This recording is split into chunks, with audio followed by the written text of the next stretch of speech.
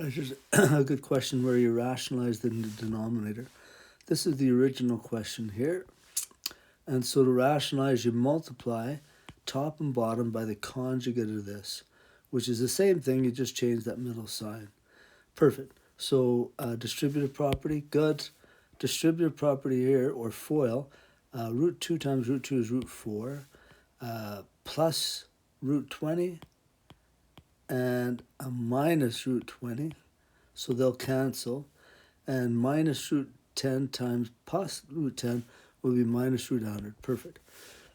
And then, so on the top I have this. I just want to simplify the bottom.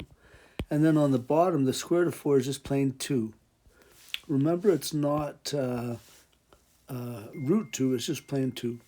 Minus the square root of 100 is 10.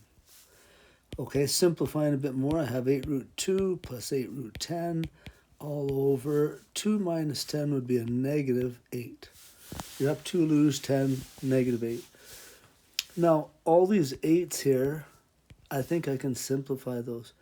Probably an easiest way to do that is think of the negative 8 on the bottom as being a common denominator, which means that 8 root 2 has a negative 8, and 8 root 10 also has a negative 8.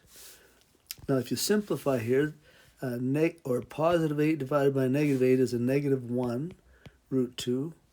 And then 8 divided by negative 8 is also a negative 1. So I'll have a plus a negative 1 root 10.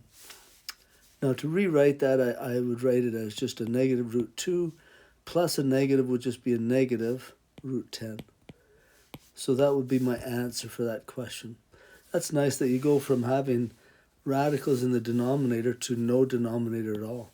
That would be my answer.